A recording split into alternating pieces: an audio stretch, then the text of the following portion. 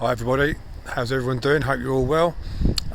Thank you again to all my subscribers and for all the support as well. Just a video of how I got to know Tom Hardy and Charlie Bronson. So back in 2007 I think it was, I used to have a gym with my good friend John. We had a gym in Milton Keynes, and Charlie's family, Lorraine and Andy, came in one day. And they said to me, we heard about you and we heard about the gym.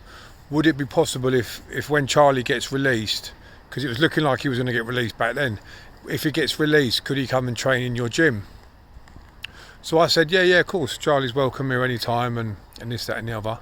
Anyway, next thing, I got a letter from Charlie. So Charlie actually started writing to me, and he detailed all his training and stuff like that.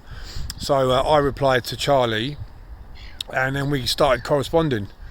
Then added me onto his phone list, because as a double A cat you're only allowed to have 10 people you can call.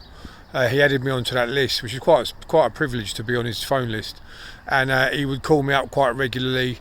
We talk on the phone, and yeah, quite a lot of correspondence like that, which carried on for a few years. But during that time, the film was in the process of being made about Charlie's life, Bronson, and Charlie asked myself and the family, Lorraine, Andy, Darren, to go down to London to meet the actor who was tipped to be playing Charlie, which was Tom Hardy at the time.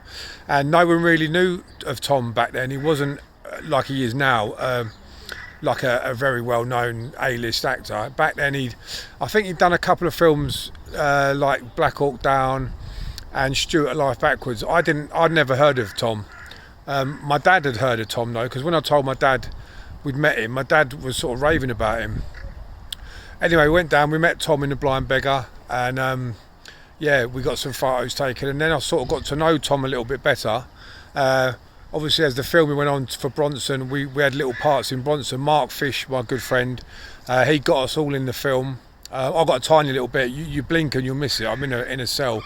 So Mark Fish got us all in the film, and then we had all the film premieres, the Bronson premieres we went to, which was good. I mean, my dream was to go to some film premieres, and I was lucky enough to go to some. Also, Tom took us to the Iron Man premiere. Me, myself, Mark Fish, and Toby Kebbell. Now that was a real sort of dream come true. That was, because like a big Hollywood, proper massive film, worldwide film premiere in Leicester Square, and walking down the red carpet was amazing, and sitting in the cinema, Simon Pegg was sitting in front of me. You had just people everywhere. It was amazing, and it was the very first Marvel film as well. So to go to the film premiere of the very first Marvel film was really special, and really, really grateful for that. And we went to a couple of weddings together. We went to Jay Howlett's wedding, and I've got some photos here of Tom with my son and with myself. That was about 2010, I think. But yeah, it was a privilege really to get to know Tom a little bit. And Tom is one of my favourite actors. He's definitely the best at playing tough guys, villains, and stuff like that. He's a real good actor. I mean, you get movie stars and you get actors. Movie stars are people like Bruce Willis and Clint Eastwood. They always play themselves. They never really change character. Whereas people like Tom and Johnny Depp, Al Pacino, they can just be different characters and different accents, different looks. So Tom's now one of my favourite actors, without a doubt. Films like Lawless, Bane, Legend, obviously Bronson. He's just, really, really great actor, and he plays a hard man very, very well, really well. And he looks big in the films. He's only 5'8", but in a lot of the films, like Warrior, and when he played Bane, he looks a lump. But I think he told me once about all his training that he was doing and what he was doing to get big. And I think he only went up to 13 stone in those roles. But he looks big on screen, and he's a really good actor. So I'm lucky to have sort of got to meet him and talk to him and spend time with him. And to get to know Charlie as well. Charlie, I was very surprised actually, because he's very, very sharp. Charlie is very sharp, very quick-witted, he's on the ball. He's on the ball. For someone who's done 50 years in prison, Well, at the time it was about 40 odd, but for someone who's done that amount of time, he's very, very quick, very, very sharp. And I've seen the news that he's likely to be getting out soon, and I hope he does get out, because he's served 50 years in prison now, and that's too much for anyone. He's never committed a murder. We actually did some protests for Charlie back in 2008. We did one at the House of Parliament, we did one in Trafalgar Square, and we did another one maybe Leicester Square. I'll put some photos up, but we did some protests for him.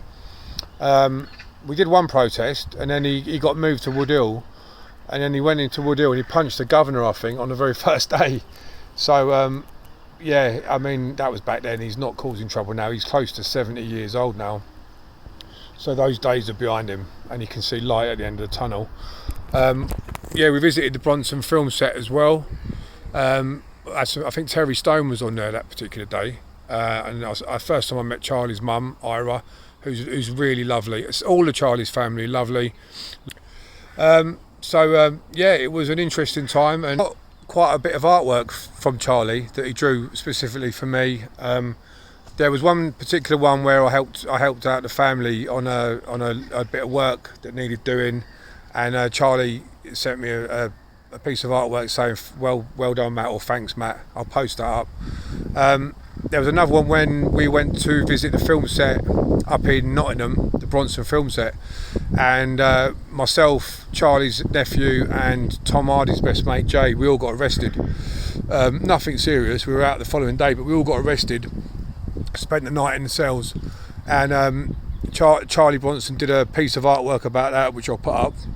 Me and Charlie ended up having not so much a fallout, but what it was, because I was on Charlie's phone list, 10 people on his phone list, my landline got cut off. Because I use mobiles, everyone uses mobiles, no one uses a landline. He was trying to ring me, Charlie was trying to ring me for quite a while apparently, and then he sent me a letter saying like, where the F have you been? I've been trying to get hold of you and all this. And I sent him a letter back saying, what are you on about? I said, the bill got cut off, Charlie, and I think you're the only person that calls me on that line. So I didn't even think about it at the time. So we had a bit of a disagreement over letters, and he took me off of his phone list, and then we had a sort of, not fallout, but it was just a bit of a quiet period. But yeah, nothing major there, and I do wish him all the best and hope he gets out, hope he gets rehabilitated. But yeah, very interesting period of my life. Thank you again to all my subscribers, and please like, share and comment. All the best, thank you.